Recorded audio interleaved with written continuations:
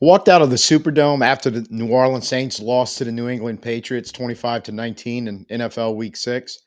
I was wondering, how do we manage to stay in this game down only 6 points late in the fourth quarter? Because for most of the game, it felt like they were blowing us out the building. You Once again, it's same old Saints. You kind of just look up at the end of the game, once again at home, and going, somehow we were still in this late with a chance to go down and make some plays and take the lead. Just couldn't do it. So a couple of my takeaways from sitting there for 4 quarters and watching this live. I Look, walking out the dome, I didn't even know I was going to the game till kinda late Saturday afternoon. Brother-in-law, had a ticket available.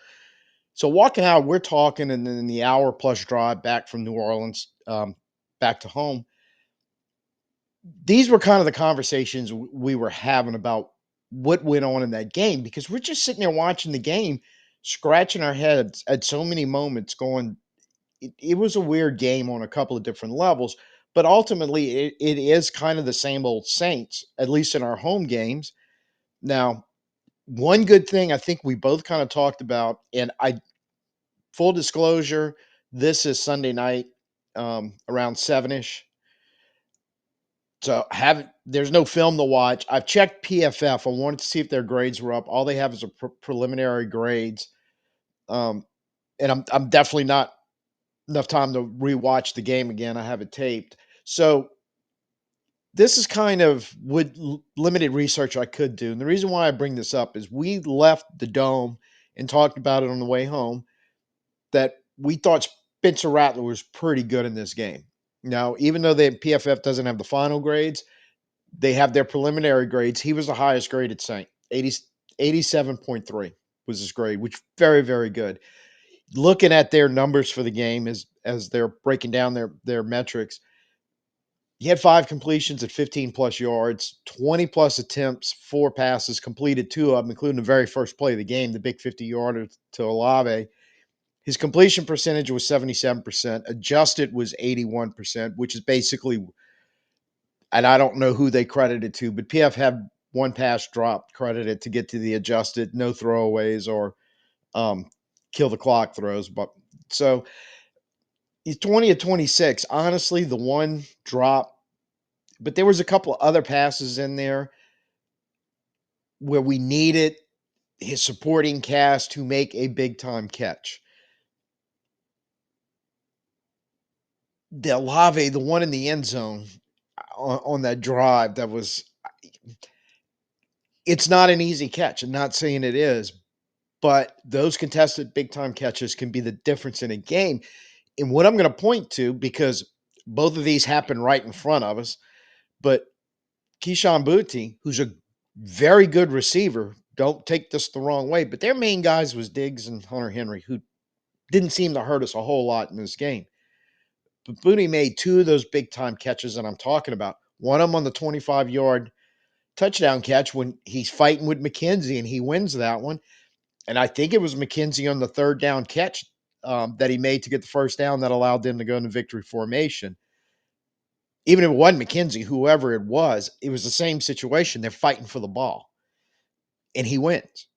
And some of these catches, we need some of our receivers to step up, because the comparison between him and Drake May was incredible today. At one point, he didn't miss a pass early in the game. Heard his QBR rating was perfect at halftime, and he finished like at 140, which is outstanding. And look, let me tell you, he was great today. Our guy was good. Theirs was great. But how much easier is it to be great when he's knowing? I mean, he's confidently jamming balls in there to like Booty, and there was a couple other ones going, man, our guy's going to catch it. He's making a good throw, but he's not worried that there's coverage there. Going, I put it on him. He's going to come up with the catch. We really, and we talked about this, between either yards after the catch or winning some of those contested catches, somebody's got to step up and help Rattler, because he had one really bad throw that I can think of today, and that was the one that was almost picked over the middle. Other than that, he did an awful lot to keep you in this game and did make a couple of big time throws. He's not going to be able to do it by himself any more than, say, if we're running the ball and trying to rely on Alvin to do it by itself or anything going on with the defense. We'll get to that a little later. Well, actually, in a minute. So honestly, that was like the positive takeaway. It's like he had a very good game. He continues to, at the very least, keep you in games. He's given you a chance. And I don't know if he's going to grow into what you saw with May today because they're both second year guys. They both have relatively the same amount of time starts and played in the NFL so far in their careers. You saw May just really pop, pop, pop, running an offense and making it look easy. But Rattler wasn't that far behind, but yet still not making that big time throw, that over the top 50-yard touchdown like he had last week. I think it's in there. But when he has a day like today where he's very good, but you're not getting those big plays, somebody's got to step up and help him create it. After that, it gets a little less good. Now, I did not realize this. We didn't either. And we didn't get the, I had to go back and do the math when I got home. But we're also listening to Bobby Hebert's post game show on the radio on the drive home, and he brought up a stat, and it was Saints were outscored, and we didn't catch the number because we were talking like 60 something to something, but it was a bad number, and it's like, but we couldn't catch exactly what he said. Well, doing the math, he said we've been outscored in the first quarter 65-16. And he talked about this is what caught my attention. And we talked about the fact that, again, the defense had given up touchdown, touchdown, back to back opening drive, and the very next drive after it. It was a fourth game in a row. And we were like, holy crap, it is, since the Seattle debacle. The other team's gotten the ball, first drive, touchdown, get it back on their second drive, touchdown. If not for the fact that the Giants scored their second touchdown, the first quarter ran out before they could punch it in and scored early in the second, we'd had 4 games in a row where we gave up 14 points in the first quarter. We are not good enough to keep starting on this hole and think we're going to be able to dig ourselves all the way out of it.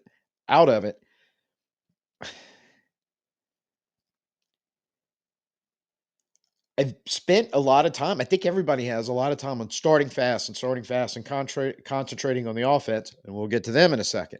But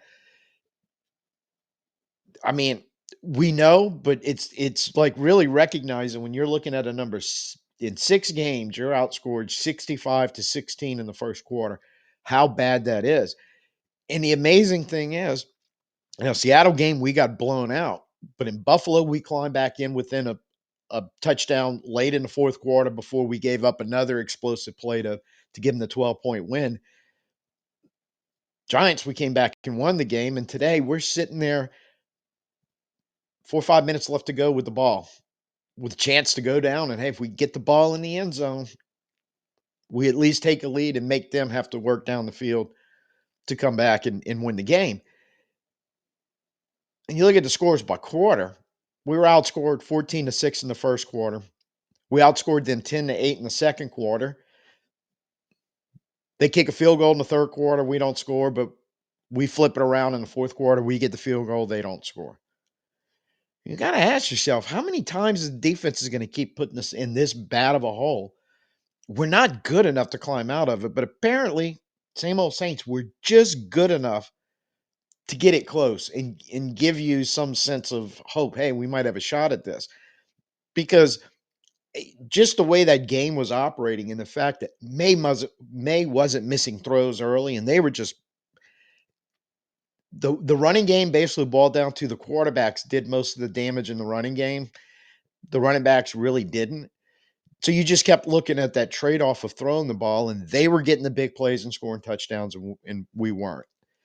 And the defense just keep putting us in these 14-6 holes, 14-7 holes, regardless of what the offense is doing. We're not good enough to survive that. But apparently we're good enough to just kind of ease it up, or rather ease into a situation where I'm sitting there in the fourth quarter going, holy crap, how are we still in this game? third down conversions, and this is one of the things that I noticed during the game, right at the third quarter, they flashed up the game stats because I'd have sworn up and down we were getting crushed on third down conversions. Both teams were 3 of 7, according to the board. I went, there's no way.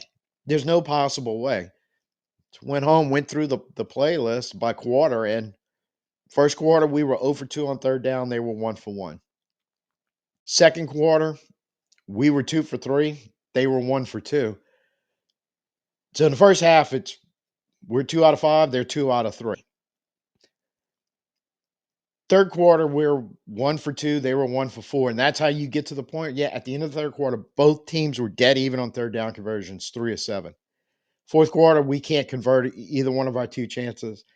They finished technically 3 for 6, but it's a BS number. They were 3 for 5 because the sixth one, the last one, was actually the third kneel down in victory formation. Happened to be third down when they killed the. In fact, the game was over right after that. And I'm like, yeah, that shouldn't count. So they in the fourth quarter they made the difference, basically converting 3 of 5, where we couldn't do anything. And so you hung in there early. Like I said, I'd have lost money on this bet. I figured they were easily plus 50 on third down with more chances than the 7 they had third quarter. And I honestly didn't remember converting a third down up until that point in the game. And actually, we had the same number. Just a weird game, especially since nobody punted till late in the third quarter. And then we traded off punts, and there was some more in the fourth quarter. But everything was a score up until that point, except for their turnover on downs and fourth down in the first half on the fumbled snap. See, again, sitting here going, how are we in this game? Well, okay, neither team's really converting third downs. And then when you get to crunch time and go, maybe you have a chance, now it rears its ugly head. You can't stay on the field on third down, and you can't get them off.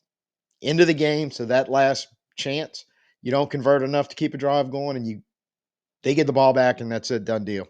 They just march it down, pick up what they need, kneel it, game over. And again, I didn't think we'd ever get to that point. How we do it, I don't know. I really, really don't. And to get yourself in that situation, because we talked in the week leading up to this, the fact that the Patriots are so good scoring touchdowns in the red zone and we're not, and we still aren't. But the amazing thing is, they only got down there once and ended up having to kick a field goal. And we got down there 3 times, kicked 2 field goals, and then we finally punch in a 1-yard touchdown run with Taysom in a drive that when we got down there, we dedicated ourselves to running the ball in the red zone and move it down there to the point where we can punch it in. You gave up massive explosive plays to them to give them their touchdowns, which is something we had kind of curtailed lately. Didn't give up any in the Giants game. Gave up surprisingly few in the Buffalo game. And we were thinking after what happened in Seattle, we were going to give up a bunch more. Did it today.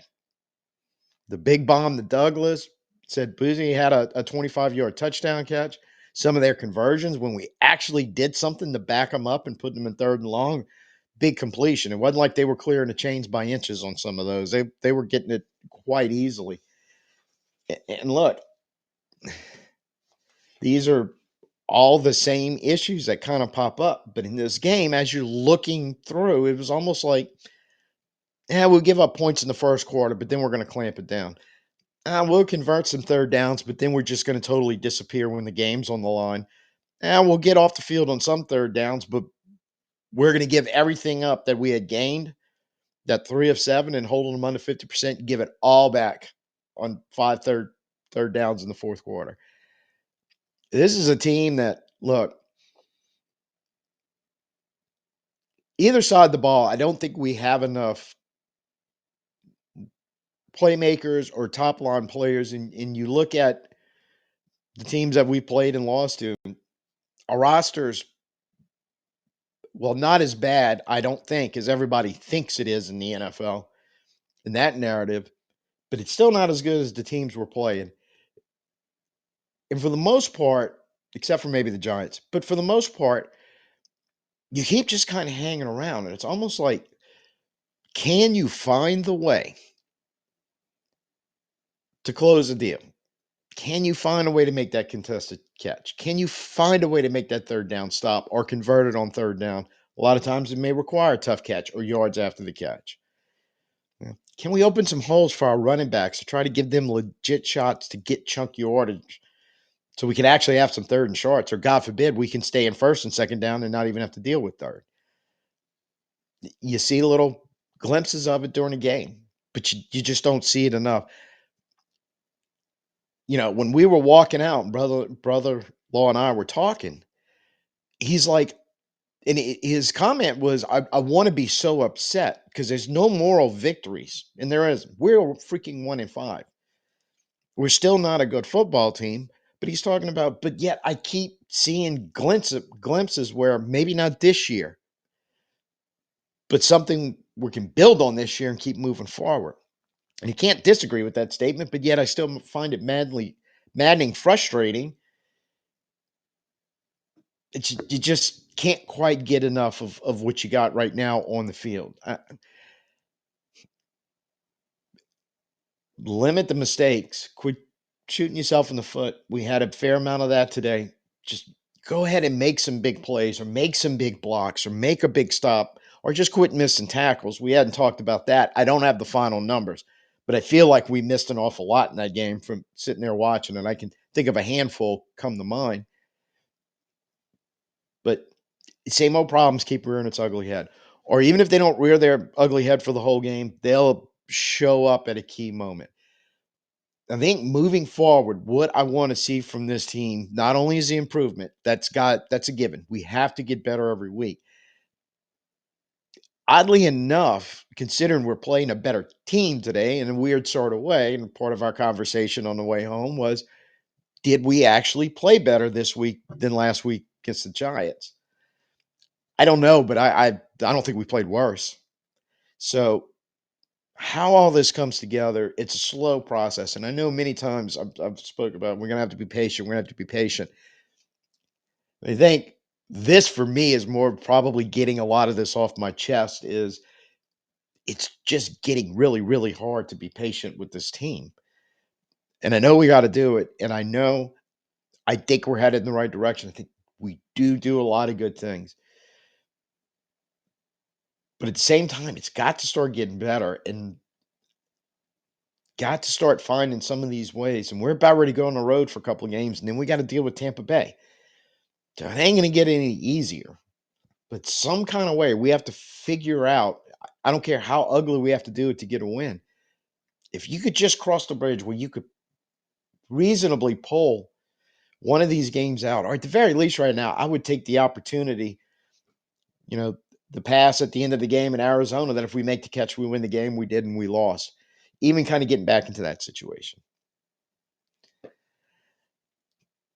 There's no moral victories, and there's some frustration in that, and I know I'm showing it in trying to have the patience, but man, I just that thought that we're driving home going, could we just find a way to pull one of these out? And I think almost reassurance to ourselves going, okay, this is, even though will be a below 500 team, and I think everybody kind of knew that, there's enough hope and progress there that we won't be next year, and we can start jumping ahead to some of these other rebuilding teams and get where they're currently are and catch up.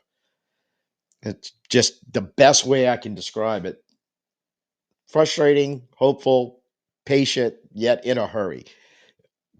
I don't know, but that's just the takeaways and thought of this game. I know once I'll be able to watch some film on it and kind of catch up on all the the analysis once everything comes in, the PFF grades, all that kind of stuff that'll be trickling in probably late tonight or tomorrow morning. It'll be a little clearer picture, but you know, just kind of the gut feeling, the initial stuff. You know, it's got me twisted. There's no doubt about it, but it doesn't have me ticked off, at least not yet. Let me know down in the comments how you're feeling about it. you know, share my frustration, a little hopeful, a little, hey, I'm getting tired of this stuff. Because like I said, right now I'm kind of a mixture of all that. And probably within a day or two, I'll be beyond it, and we'll go, okay, let's break this down and see what really happened. But less feelings, more what what does the film show? What does the metrics and the numbers really show?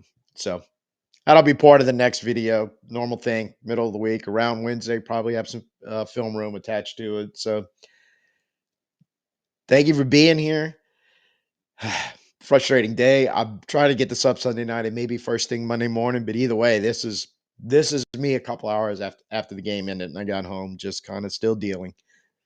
So if you like what you saw, please go hit the like, share, subscribe. Ah, put them down in the comments if you want a little vent and frustration like I've been kind of doing here. Please feel free. Go ahead. I get it. I understand it, and I think we all kind of need it at this point. But hopefully, we get something together. We roll into Chicago next week, and we can go ahead get another win and really try to get back to getting better in building something and get a little hot streak going. See if we can't have a month where we win 2 out of 4 or 3 out of 4 or something like that. So till I see you next time, I'm Tim. Peace out and who dat.